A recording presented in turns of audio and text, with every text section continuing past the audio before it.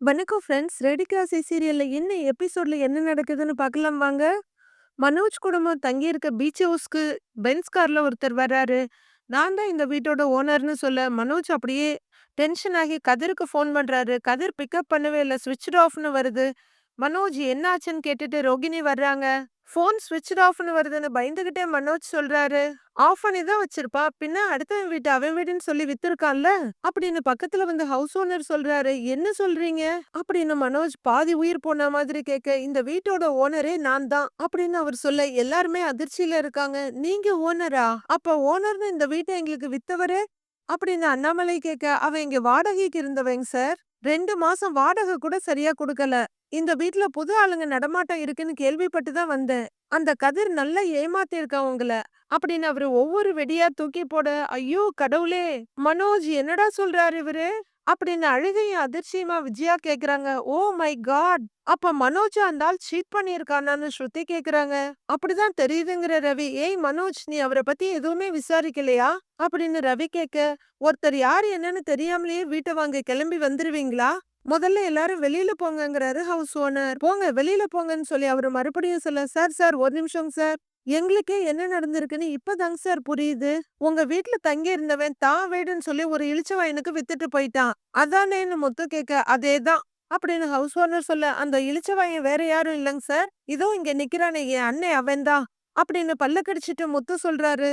மனோஜ், நாம ஏமாந்துட்டோமா அப்படின்னு ரோகிணி கேட்க, ஆமா ரோகிணி அப்படின்னு மனோஜ் கன்ஃபார்ம் பண்ண ரோகிணி மயக்கம் போட்டு விழுந்துடுறாங்க. விஜயா வந்து ஓடி தாங்கி பிடிச்சிக்கிறாங்க. ஸ்ருதியும் வந்துடுறாங்க. "ஏய் ரவி, அந்த சேர் எடுத்துட்டு வாடான்னு சொல்லி சேர்ல உட்கார வைக்கிறாங்க ரோகிணிய. ரோகிணி ரோகிணி என்னாச்சுன்னு விஜயா ஒரு பக்கம் பதற, ரோகிணி ரோகிணின்னு கூப்பிட்டுட்டு இருக்காங்க ஸ்ருதி. மீனா சீக்கிரம் வான்னு கூப்பிட மீனா தண்ணி எடுத்துட்டு ஓடி வர்றாங்க. ரோகிணி கண்ணு தரமா எழுந்துருமா அப்படின்னு விஜயா பதறாங்க. அந்த பக்கம் ரோகிணி ரோகிணின்னு ஸ்ருதி கூப்பிட்டுக்கிட்டே இருக்காங்க. மீனா கொண்டு வந்து குடுத்த தண்ணிய முகத்துல தெளிக்க கொஞ்ச நேரம் கழிச்சு கண்ண முழிக்கிறாங்க ரோகிணி. இந்தா இத குடி, நான் உங்கள தண்ணிய குடிக்க வைக்க. மனோஜ் அப்படியே செல்ல மாதிரி நிக்கிறாரு. எழுந்து வர ரோகிணி மனோஜோட சட்டையும் கையையும் புடிச்சிட்டு, மனோஜ் மனோஜ் அப்ப நம்மளோட பணம் மனோஜ் அப்படின்னு மனோஜாலே நிக்க முடியல. பின்னாடி இருக்க கார்ல அப்படியே சாஞ்சுகிட்டு, அந்த ராஸ்கல் நம்மள நல்லா ஏமாத்திட்டான் ரோகிணின்னு அவரும் அழ ஆரம்பிச்சிடுறாரு. நம்ம பணம்னு சொல்லி ரோகிணி அவர் தோல்ல சாஞ்சு அழுதுட்டு இருக்காங்க. விஜயாவோட கையில இருக்க செம்பு நழுவி கீழே விழுந்துடுது. மனோஜ், ஐயோ கடவுளே அப்படின்னு விஜயா அழுதுட்டு இருக்காங்க. அண்ணாமலை அவங்கள சமாதானப்படுத்த முயற்சி பண்ணிட்டு இருக்காரு. முதல்ல இங்க இருந்து எல்லாரும் வெளியே போங்க, போங்க எல்லாரும் அப்படின்னு ஹவுஸ் ஓனர் சொல்ல, கண்ணாடியை கழட்டிட்டு கண்ணை தொடச்சுக்கிற மனோஜ். அது எப்படிங்க சார்? டாக்குமெண்ட்லாம் காட்டினாங்க, நான் படிச்சு பார்த்தேங்கிறாரு. டாக்குமெண்ட் ஃபோர்ஜரி பண்றதெல்லாம் இப்போ ஒரு விஷயமே இல்ல. எல்லாத்தையும் நம்பிடுவியா? ரெஜிஸ்டர் ஆபீஸ்ல போய் விசாரிச்சிருக்கணும். இங்க இருந்தவை சரியான ஃப்ராடு. நீங்களும் இங்க டேரா போட்டிருக்கீங்க. முதல்ல எல்லாரும் வெளியே போங்க அப்படின்னு ஹவுஸ் ஓனர் சொல்ல, அது எப்படிங்க சார் போக முடியும்? 30 லட்சம் ரூபாய் கொடுத்துருக்கேங்க சார்ங்கிறாரு மனோஜ். என்ன கேட்டா கொடுத்த? என் வீட்டுக்கு நீ சொந்தம் கொண்டாடுற? எத்தனை நாளா இங்க இருக்கீங்க அப்படின்னு அவர் கேட்க, 2 நாளா அப்படின்னு மனோஜ் சொல்றாரு. எனக்கு மட்டும் இது தெரியாம இருந்திருந்தா மொத்தமா பட்டா போட்டு உட்கார்ந்து இருந்திருப்பீங்கல்ல. நீங்களும் ஏமாத்துற கும்பலா அப்படின்னு ஹவுஸ் ஓனர் கேட்க, சார் என்ன இப்படி பேசுறீங்க? நாங்களும் ஏமாந்துதாங்க சார் இருக்கோம். கொஞ்சம் இருங்க பேசுவோம், அவசரப்படாதீங்க அப்படின்னு அண்ணாமலை சொல்ல, பேசுறதுக்கு என்னங்க இருக்கு? என் வீட்ல இருந்து முதல்ல எல்லாரும் வெளியில போங்க அப்படின்னு ஹவுஸ் ஓனர் சொல்றாரு. சார் சார், அது எங்க அண்ணன் தாங்க சார். வீடு சேலுக்கு வந்திருக்குன்னு தெரிஞ்சு அட்வான்ஸா 30 லட்சம் ரூபாய் கொடுத்துருக்காங்க சார். அந்த ஆளு ஃப்ராடா இருப்பான்னு தெரியாம போச்சுங்க சார் அப்படின்னு முத்து சொல்றாரு. இதெல்லாம் ஏன் என்கிட்ட பேசுறீங்க அப்படின்னு ஹவுஸ் ஓனர் கேட்க, சார் பணத்தை கொடுத்துருக்கோங்க சார். உடனே காலி பண்ணிட்டு எல்லாம் போக முடியாதுங்க சார் அப்படின்னு முத்து சொல்ல, என்னது போமாட்டீங்களா அப்படின்னு ஹவுஸ் ஓனர் கேக்குறாரு. சார் எங்க பணத்துக்கு வழி தெரியாம நாங்க எப்படிங்க சார் வெளியே போக முடியும் அப்படின்னு ரவி கேக்குறாரு. எல்லாரும் அழுதுகிட்டே நிக்கிறாங்க. விஜயா அழுதுகிட்டே, சார் நீங்க பேசுறது கேட்டாலே எனக்கு தலையெல்லாம் சுத்துதுங்க சார். 30 லட்சம் இன்னும் சும்மாவா வரும்? என் புள்ள இவ்ளோ பெரிய வீட்டை வாங்கியிருக்கான்னு சந்தோஷப்பட்டோம். இப்படி நீங்க இடிய தூக்கி போடுறீங்களே அப்படின்னு விஜயா ரொம்பவே அழ. அதுக்கு நான் என்னமா பண்ண முடியும்? உங்க பையன் சரியான முட்டாளா இருந்திருக்கான். எல்லாரும் கிளம்புங்கங்கிறாரு ஹவுஸ் ஓனர். சார் அப்படின்னு எல்லாரும் ஏங்கி கூப்பிட்டுட்டு இருக்காங்க. சார், என் பையன் ஆசையா வாங்கின வீடுங்க சார். எங்க பணம் கிடைக்காம நாங்க எப்படிங்க சார் போக முடியும் அப்படின்னு அண்ணாமலை பரிதாபமா கேக்குறாரு. அதுக்கு நானு ஹவுஸ் ஓனர் ஏதோ சொல்லிட்டு இருக்கும்போது, அப்பா அப்பா அவன நம்ம போலீஸ்ல கம்ப்ளைண்ட் குடுக்கலாம்ப்பா. அவங்க என்ன செய்யணும்னு சொல்லட்டும். அப்படின்னு முத்து சொல்ல, நான் வரும்போதே போலீஸ்ல கம்ப்ளைண்ட் குடுத்துட்டு தான் வந்திருக்கேன். இப்ப வந்துருவாங்க. அப்புறம் தெரியுங்கிறாரு ஹவுஸ் ஓனர். எல்லாரும் என்ட்ரன்ஸ் பாக்க போலீஸ் ஜீப் வருது. ஜீப்ல இருந்து கொஞ்சம் போலீஸ்மேன் இறங்க, "வாங்க சார், என் வீட்ல வந்து தங்கிட்டு இல்லீகலா போக மாட்டேங்கிறாங்கங்க சார்." அப்படின்னு ஹவுஸ் ஓனர் சொல்றாரு. "யார் நீங்கல்லாம்? இவர் வீட்ல எதுக்காக வந்து தங்கியிருக்கீங்கன்னு?" இன்ஸ்பெக்டர் கேக்குறாரு. முன்னாடி வர்ற மனோஜ், "சார், நான் அட்வான்ஸா 30,00,000 இந்த வீட்டுக்கு குடுத்துருக்கேங்க சார்." அப்படின்னு சொல்ல, "யாரு, கதிரவன் கிட்ட தானே?" அப்படின்னு இன்ஸ்பெக்டர் கேட்க, ஆமாங்க சார்ங்கிறாரு மனோஜ். அவன் சரியான 420. நெறைய குடும்பத்த இந்த மாதிரி ஏமாத்தி இருக்கான். ஒரு வீட்ல வாடகைக்கு தங்கிட்டு, அந்த வீட்ட தான் வீடுன்னு சொல்லி, ஃபேக் டாக்குமெண்ட்ஸ குடுத்து, பாட்டிகிட்ட அட்வான்ஸ வாங்கிட்டு ஓடிருவான். அப்படின்னு இன்ஸ்பெக்டர் சொல்ல, ரோகிணி ரொம்பவே உடைஞ்சு போய் அழறாங்க. "ரோகிணி" அப்படின்னு ஸ்ருதி சமாதானம் பண்ண முயற்சி பண்றாங்க. "பல தடவ இந்த மாதிரி நடந்திருக்கு. நாங்களே அவன தேடிக்கிட்டு தான் இருக்கோம்." அப்படின்னு இன்ஸ்பெக்டர் சொல்ல, "டேய் மனோஜ், யாரு என்ன ஏதுன்னு விசாரிக்காம பணத்த குடுத்துறியேடா. நான் நேத்தே சொன்னேன்ல, அந்த ஆள் எல்லோ போர்டு கார்ல போறான், புடிச்சிரலான்னு. சந்தேகமா இருக்குன்னு." அப்படின்னு முத்து சொல்ல, "டேய், இவ்ளோ படிச்சிருக்கு இல்லடா, இத கூட கிளியரா பாக்க மாட்டியான்னு?" ரவி ஒரு பக்கம் கேக்குறாரு. "டேய்" அப்படின்னு மனோஜ் திணறிட்டு இருக்க, "ரெஜிஸ்டர் ஆபீஸ் போகாம வீட்டுக்குள்ளேயே வச்சு பணம் வாங்கும்போது எனக்கு டவுட் வந்துச்சு. சரி, நீ எல்லா ப்ரொசீஜரும் பண்ணியிருப்பேன்னு நெனச்சேன்." அப்படின்னு ரவி சொல்றாரு. "படிச்சவர் மாரிப்பா இருக்கீங்க, இதெல்லாம் ஒழுங்கா பாக்க மாட்டீங்களா?" அப்படின்னு இன்ஸ்பெக்டர் கேக்குறாரு. "பாக்க அப்படிதாங்க சார் இருப்பான். ஆனா வடிகட்டின முட்டாள் தாங்க சார் எப்பவுமே." அப்படின்னு முத்து சொல்ல, "டேய் முத்து, பேசாம போயிடு." அப்படின்னு மனோஜ் அழுகையும் ஆத்திரமா சொல்ல, "ஏங்க வாங்கன்னு" மீனா வந்து கூட்டிட்டு போயிடுறாங்க. "சார், டாக்குமெண்ட் எல்லாம் காமிச்சாங்க சார். நான் எல்லாத்தையும் சரியா பாத்துன்னு" மனோஜ் சொல்லிட்டு இருக்கும்போதே, "என்னங்க தேவையில்லாம பேசிட்டு இருக்கீங்க? முதல்ல கிளம்புங்கன்றதுலயே ஹவுஸ் ஓனர் நிக்கிறாரு. சார், எல்லாரையும் வெளியில போக சொல்லுங்கன்னு இன்ஸ்பெக்டர்ட்ட சொல்றாரு அவரு. "ஏன்பா, அதான் ஹவுஸ் ஓனர் சொல்றாருல்ல, எல்லாரும் கிளம்புங்க." "ஏம்மா, வெளியில போ சொல்றாருல்ல, கிளம்புங்க." அப்படின்னு இன்ஸ்பெக்டர் எல்லார்கிட்டயும் சொல்றாரு. "சார், அப்ப பணம்னு" ரவி கேட்டுட்டு இருக்காரு. "அண்ணாமலை சார், நான் ரயில் என்ஜின் டிரைவரா இருந்தவன். நாங்களே அதிர்ச்சியில தான் இருக்கிறோம். எங்க பணத்துக்கு வழி தெரியாம நாங்க எப்படிங்க சார் போறதுன்னு" கேக்குறாரு. "சார், அதுக்கு அவரு ஒண்ணும் பண்ண முடியாதுங்க சார். சட்டப்படி அவரோட வீடுங்க சார் இது. நீங்கெல்லாம் போய் தாங்க சார் ஆகணும். நாங்க அந்த கதிர பத்தி விசாரிச்சுக்கிட்டு தான் இருக்கோம். நீங்களும் ஸ்டேஷனுக்கு வந்து ஒரு கம்ப்ளைண்ட் கொடுங்க. ஏதாவது தகவல் தெரிஞ்சா சொல்றோம். இப்ப நீங்க காலி பண்ணி தாங்க சார் ஆகணுங்கிறாரு இன்ஸ்பெக்டர். "சார், ஒரு 10 நிமிஷம் டைம் குடுங்க சார்." அப்படின்னு அண்ணாமலை கேட்க, "சரிங்க சார், சீக்கிரங்கிறாரு இன்ஸ்பெக்டர்." மனோஜோட கைய புடிச்சிட்டு, "மனோஜ், அவங்க சொல்றதும் நியாயம்தான். வேற வழி இல்ல, கிளம்பலாம்." அப்படிங்கிற ஒரு மனோஜ தோளோட அணைச்சு கூட்டிட்டு போறாரு. மனோஜ் பக்கமா வர, மனோஜோட முகத்துல கைய வச்சுட்டு, "மனோஜ், ஐயோ கடவுளே! இப்படி எங்கள கைவிட்டுட்டியே! ஐயோ, நாங்க என்ன தப்பு பண்ணுனோம்?" அப்படின்னு விஜயா கதறி அழறத பார்க்க ரொம்பவே பாவமா தான் இருக்கு. எல்லாருமே நடக்க முடியாம அவங்கவங்க பெட்டிய எடுத்துக்கிட்டு வெளிய வந்துகிட்டு இருக்காங்க. அப்ப சார்ன்னு ஒரு குரல் கேக்குது. "நீங்க யாருன்னு?" ரவி கேட்க, "இங்க மனோஜ்ங்கிறது நேம் போர்டு ஆர்டர் குடுத்திருந்தாங்க. கரெக்ட்டா இருக்கான்னு செக் பண்ணிக்கங்க." அப்படின்னு வந்தவர் சொல்ல, அத கையில வாங்கிக்கிற ரவி, "சரி, நீங்க போங்கன்னுறாரு." அந்த பார்சல் மேல இருந்த கவர பிரிச்சுட்டு எடுத்து பார்க்க, ரோமையா ஹவுஸ்ன்னு இருக்கு அது. அத மனோஜ் கையில குடுத்துட்டு அவரு தோள்ல தட்டிட்டு ரவி பின்னாடி போயிடுறாரு. மனோஜ் அத கையில வச்சு அழுதுகிட்டு இருக்க, பக்கத்துல நிக்கிற ரோஹிணி, "வா மனோஜ்." அப்படின்னு கைய பிடிச்சு கூட்டிட்டு போறாங்க காருக்கு. பேக் டு ஹோம்னு எல்லாரும் வீட்டுக்கு வந்துடுறாங்க. ரொம்ப இறுக்கமா இருக்காங்க. ஆளுக்கு ஒரு டைரக்ஷன்ல நவக்கிரகம் மாரி உட்கார்ந்துருக்காங்க. முத்து எதையோ நீட்ட, மீனா வெடுக்குன்னு அத புடுங்கி வச்சுட்டு, "சும்மா இருங்க." அப்படிங்கிறாங்க. "ஏன் எல்லாரும் மூஞ்சி தொங்க போட்டுட்டு உட்கார்ந்துருக்கீங்க?" "அப்பா, இந்த வீட்ல இது ஒண்ணும் புதுசு இல்லைல்ல. ஒண்ணு நம்மகிட்ட இருந்து பணத்த எடுத்துட்டு ஓடுவான். இல்ல இவங்கிட்ட இருந்து யாராவது பணத்த எடுத்துட்டு ஓடுவாங்க. இதானே நடக்கும்னு" சொல்லிட்டு எதையோ கொறிச்சிட்டு இருக்காரு முத்து. விஜயா முத்துவ முறைச்சிட்டு இருக்க, மனோஜ் கண்ணாடிய கழட்டி கழட்டி போட்டுட்டு இருக்காரு. அவருக்கு பேக் சைடுல அண்ணாமலை மேலையும் கீழையுமா நடந்துட்டு இருக்காரு. "சரி, இப்ப போன பணத்த எப்படி வாங்குறதுன்னு?" முத்து கேட்க, "டேய், அது என் சொந்த விஷயம், யாரும் தலையிட வேண்டாம்." அப்படின்னு மனோஜ் சொல்ல, "எதுடா உனக்கு சொந்த விஷயம்? மொத்த குடும்பத்தையும் அவமானப்படுத்தி போலீஸ் வந்து நம்மள வெளிய துரத்தி இருக்காங்க. இது உனக்கு சொந்த விஷயமா?" எனக்கு வர்ற கோவத்துக்கு உன்ன அப்படியேன்னு பயங்கரமா பொங்கிடுறாரு அண்ணாமலை. மனோஜ் பயந்து ஒரு ஸ்டெப் பின்னாடி போக, "அங்கிள்." அப்படின்னு முன்னாடி வர்றாங்க ரோஹிணி. அப்படியே திரும்பி ரோஹிணிய ஒரு பார்வை பாக்குறாரு அண்ணாமலை. "உனக்கு படிச்சு படிச்சு சொன்னேன்ல, அவசரப்படாத, அகலக்கால் வைக்காதன்னு. சொல்லும்போது கேட்டியா நீ? இவ்வளவு வளர்ந்திருக்க, 10 டிகிரி படிச்சிருக்க. அதுக்கான கொஞ்சம் அறிவாவது இருக்குதா? கொஞ்சம் பணமா? 30 லட்சம் ரூபாய் தொலைச்சிட்டு வந்து நிக்கிற. ஒரு மனுஷன் ஆசைப்படலாம், ஆனா பேராசைப்படக்கூடாது. 3 கோடிங்கிறது இப்போ உன் தகுதிக்கு மீறின விஷயம். அதையாவது யோசிச்சிருக்க வேண்டாம்?" அப்படின்னு நறுக்கு நறுக்குன்னு கேக்குற அண்ணாமலை அப்பப்ப ரோகிணியும் ஒரு பார்வை பார்த்துட்டு போயிடுறாரு. எழுந்திருச்சு வர்ற விஜயா, "ஏங்க, இப்ப எதுக்கு அவனை திட்டிக்கிட்டு இருக்கீங்க? இப்ப நீங்களும் அவனுக்கு 30 லட்சம் ரூபாய் பணம் கொடுத்தீங்க, சத்தம் போட்டுட்டு இருக்கீங்க? இவன் எல்லாம் முறைப்படி தான் செஞ்சான். எவனோ ஒரு ஃப்ராடு இவனை ஏமாத்திட்டான். அதுக்கு இவன் என்ன பண்ணுவான் அப்படின்னு விஜயா வக்காலத்து வாங்கிட்டு வந்து நிக்க, ஓஹோ! அப்பா பணம் குடுக்கலன்னா கேள்வி கேட்க கூடாதா? சரி, அப்ப அப்பா பணத்த தூக்கிட்டு ஓடுனான்ல, அதுக்கு கேள்வி கேட்கலாமா?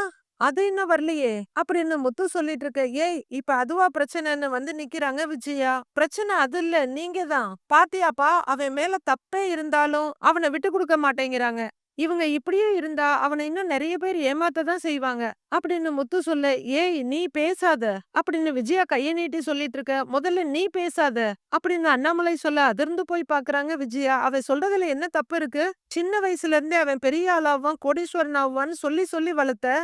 அவனும் உழைச்சு ஒண்ணு முன்னுக்கு வரணும்னு நினைக்கல. எக்ஸ்பிரஸ் ட்ரெயின் மாரி வேகமா போகணும்னு நினைச்சான் அப்படின்னு அண்ணாமலை சொல்லிட்டு இருக்க. அதனாலதான்ப்பா தண்டவாளத்துல இருந்து சறுக்கி போய் கீழே விழுந்து கிடக்குறான் அப்படின்னு முத்து கவுண்டர் குடுக்கறாரு. திரும்பி ஒரு முறை முறைக்கிறாங்க விஜயா. ஏண்டா அன்னைக்கு ரெஜிஸ்டர் ஆபீஸ் போனேல்ல, அன்னைக்கு அந்த ஆள் கொடுத்த டாக்குமெண்ட்ட காட்டி அந்த வீட்டை அந்த ஆள் பேர்ல தான் ரெஜிஸ்டர் பண்ணிருக்காங்களான்னு பார்க்க வேண்டியது தானே அப்படின்னு ரவி கேட்க. ஆமா, பண்ணியிருக்கலாங்கிறாரு மனோஜ். அப்புறம் வேற எதுக்கு போனீங்கன்னு ஸ்ருதி கேட்க. ரெஜிஸ்ட்ரேஷன் பண்ண எவ்வளவு செலவாகும்னு விசாரிக்க தான் போனேன் அப்படின்னு மனோஜ் சொல்ல. அப்ப எது தேவையோ அத பண்ணல அப்படிங்கிறாரு ரவி. இதுல இருந்து என்ன தெரியுது? படிச்சா மட்டும் அறிவு வளராதுன்னு முத்து சொல்லிட்டு வர. டேய் போதும்டா, இப்போ உங்களுக்கு என்ன வந்தது? நான் தானே ஏமாந்தது. நான் தான் சப்டீலர்ஸ்க்கு பணத்தை ஏற்பாடு பண்ணி கொடுக்கணும். நானே பாத்துக்கிறேங்கிறாரு மனோஜ். யாரு, நீயாடா? டேய், அப்பா கிட்ட வாங்கின பணத்தையே நீ இன்னும் திருப்பி கொடுக்கலடாங்கிறாரு முத்து. அதுவரையில அமைதியா நின்னுட்டு இருந்த ரோகிணி, முத்து என்ன பிரச்சனை உங்களுக்கு? நாங்களே ஏமாந்து போய் நிக்கிறோம். இன்னும் எங்களை ஹர்ட் பண்ணி அதுல நீங்க சந்தோஷப்படணுமா அப்படின்னு கேட்க. ரோகிணி, என்ன நீங்க பேசுறீங்க? இவர் உங்களை காயப்படுத்தி சந்தோஷப்படுறாரா? அந்த வீட்டுக்கு வந்தப்பவே அந்த ஓனரை பார்த்து சந்தேகமா இருக்குன்னு இவர் சொன்னாரு. அப்பவே இவர் சொன்னதை கேட்டிருந்தா பணத்தை ஏமாந்திருக்க மாட்டீங்கல்ல அப்படின்னு மீனா சொல்றாங்க. அது கூட பரவாயில்ல மீனா, அட்வான்ஸ் குடுக்கறதுக்கு முன்னாடி கோவில்ல வச்சு மீனா சகுனம் சரியில்லைன்னு சொல்லியிருக்கா. அதையும் நீங்க 2 பேரும் கேட்கல அப்படின்னு முத்து சொல்ல. ரோஹிணியும் மனோஜும் அப்படி கடப்பாறைய முழுங்குன மாதிரி நின்னுட்டே இருக்காங்க. இப்ப நீங்க சொன்னதை நாங்க கேட்கல, அதனால எங்களுக்கு கெட்டது நடந்துருச்சு.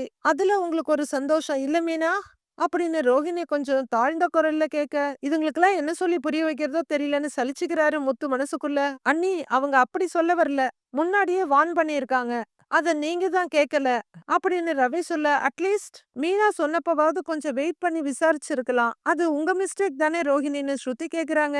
ஆமா ஸ்ருதி, எல்லாமே எங்க தப்பு தான். ஆனா நாங்க யாரையுமே ஏமாத்தணும்னு நினைக்கலையே. ஒரு வீடு வாங்கணும்னு ஆசைப்பட்டோம், அத நேர் வழியில தான் பண்ணோம். அவன் எங்களை ஏமாத்திட்டான் அப்படின்னு நேர்மையின் சிகரம் ரோகிணி சொல்ல.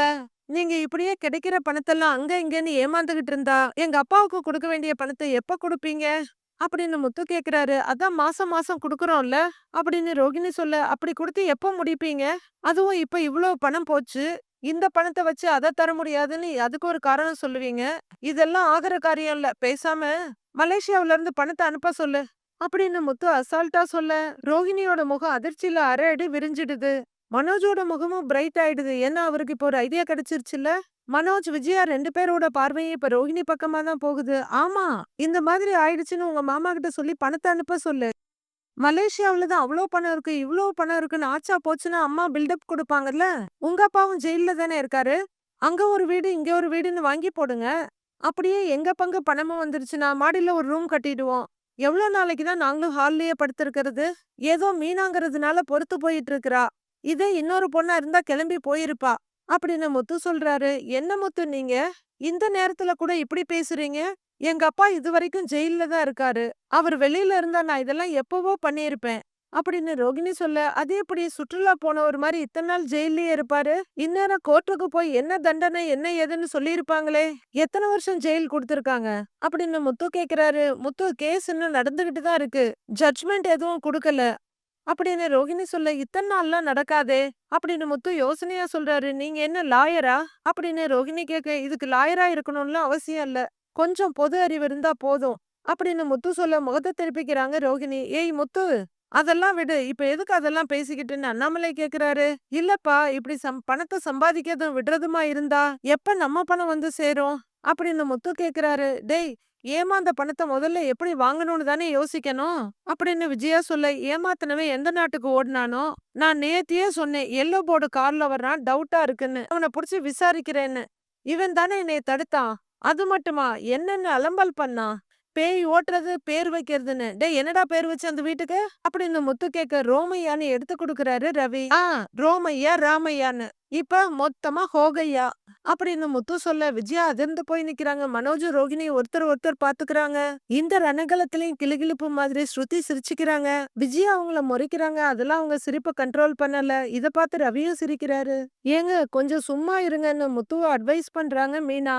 ஏன்டா என் நிலைமைய பார்த்தா உங்களுக்கெல்லாம் கிண்டலா இருக்கா? அப்படின்னு மனோஜ் கேட்க, பின்ன இருக்காதாடா?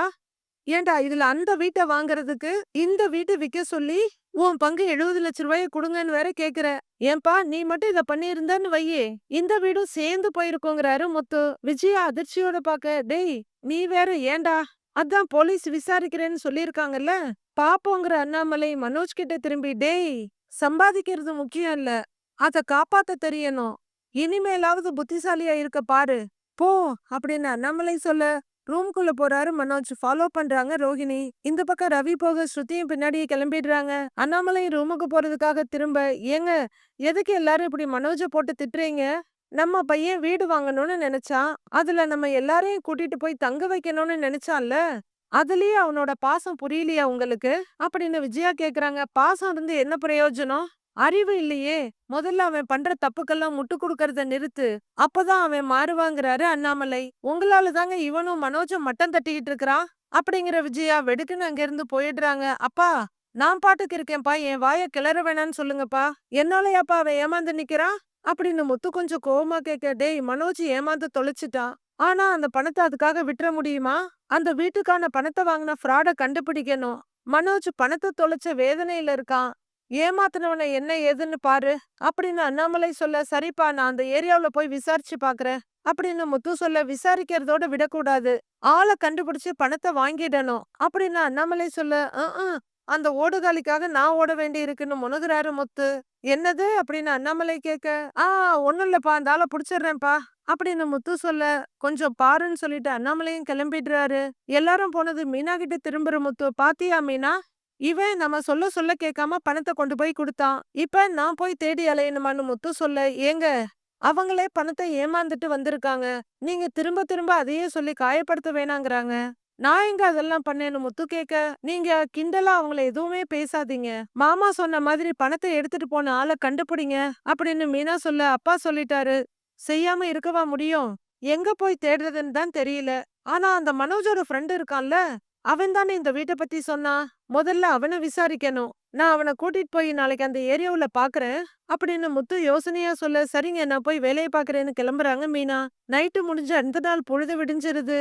முத்து மொட்டை பாச கூட்டிக்கிட்டு கார்ல போயிட்டு இருக்காரு. ஆமா எத்தனை நாளா தெரியும் அந்த ஆள அப்படின்னு முத்து கேட்க, பார்க் ஃப்ரெண்டு நல்ல பழக்கம்பா, 1 மாசமா தெரியுங்கிறாரு. யோ என்னையா நீ 1 மாசம் தான் தெரியும்னு சொல்ற, அதுக்குள்ள அந்த மனோஜ 30 லட்சம் ரூபாய்க்கு கொண்டு போய் கோத்து விட்டுருக்கிற அப்படின்னு முத்து கொஞ்சம் கோவமா கேட்க, நான் என்னப்பா பண்றது, 5 கோடி ரூபாய் வீடு 3 கோடி ரூபாய்க்கு வருதுன்னு உங்க அண்ணன் கிட்ட சொன்னேன். உடனே டைனோசர் மாதிரி வாய பொழந்துகிட்டான் அப்படின்னு மொட்டபா சொல்ல, அவனை பத்தி தான் தெரியும்ல, உலகத்திலேயே தான் தான் பெரிய அறிவாளின்னு நினைச்சிட்டு இருக்க மிகப்பெரிய முட்டாள் அவன். என்னமோ அவன் தன்னை பெரிய நடமாடும் லைப்ரரின்னு நினைச்சு சுத்திக்கிட்டு இருக்கிறான். என்கிட்டயாவது இந்த விஷயத்த முதல்ல நீ சொல்லியிருக்க வேண்டியது தானே அப்படின்னு முத்து கேக்குறாரு. இந்த மாதிரி விஷயத்தெல்லாம் அவசரப்படக்கூடாதுன்னு எனக்கு தெரியாதாப்பா? வீட்டுல எல்லார்கிட்டயும் கலந்து பேசி ஒரு முடிவெடுத்துட்டு வாடான்னு தான் அவன் கிட்ட சொன்னேன். ஆனா அவன் இல்ல வீட்டுல அந்த அளவுக்கெல்லாம் யாருக்கும் எதுவும் தெரியாது, உடனே பேசி முடிச்சிடலான்னு சொல்லி காசை கொடுத்துட்டான் அப்படின்னு மொட்டபா சொல்ல, உனக்காவது கொஞ்சம் அறிவு இருந்திருக்கணும் அப்படின்னு முத்து சொல்ல, உன் அண்ணன் கூட சேர்ந்தா அதெல்லாம் எங்க இருக்கும், இப்ப பாரு என் வேலையை விட்டுட்டு உன் கூட சுத்திட்டு இருக்கேன் அப்படின்னு மொட்டபா சொல்ல, அந்த பார்ட்டி யாரு என்னன்னு தெரிஞ்சு கண்டுபிடிச்சு காசு வாங்குற வரல நான் கூப்பிடுற வரைக்கும் நீ வந்துதான் ஆகணும் அப்படின்னு முத்து ஸ்ட்ரிக்டா சொல்ல, உன் கூட அப்படி வந்தா கமிஷன் ஏதாவது கிடைக்குமாப்பா அப்படின்னு மொட்டபாஸ் கேட்க, அதான் அந்த ஓடுகாலிட்ட இருந்து வாங்கியிருப்பல்ல அப்படிங்கிறாரு முத்து. அட இல்லப்பா தரேன்னு சொன்னா தரவே இல்ல அப்படின்னு பார்ப்பரண்ட் சொல்ல, முதல்ல அவன் கொடுத்த அட்வான்ஸ வாங்க பாப்போம் அப்படின்னு முத்து சொல்றாரு. மீதி என்ன நடக்க போகுதுங்கிறத நாளைக்கு பார்க்கலாம் ஃப்ரெண்ட்ஸ். நாளைய ப்ரோமோல ஜீவா முன்னாடி முத்து நின்னுட்டு இருக்காரு. வீட்ல பயங்கரமான சீன்லாம் இருக்குது. நீ இந்த உண்மையை வீட்ல சொல்லு அப்படின்னு முத்து சொல்ல, நான் எதுக்கு சொல்லணும் அப்படின்னு ஜீவா கேக்குறாங்க. நான் சொன்னா நம்ப மாட்டாங்க. அந்த மனோஜ் ஏதாவது பொய் சொல்லி மாத்தி விட்டுருவான் அப்படின்னு முத்து சொல்ல, அவங்க 2 பேரோட எனக்கு முடிக்க வேண்டிய ஒரு கணக்கு இருக்கு. நான் வரேன்னு ஜீவா ஒத்துக்கிறாங்க. இருக்குடா மாப்ள உனக்கு என்ன பயங்கர கோவத்தோட திரும்பி நிக்கிறாரு முத்து. மீதி என்ன நடக்குதுங்கிறத நாளைக்கு பார்க்கலாம் ஃப்ரெண்ட்ஸ்.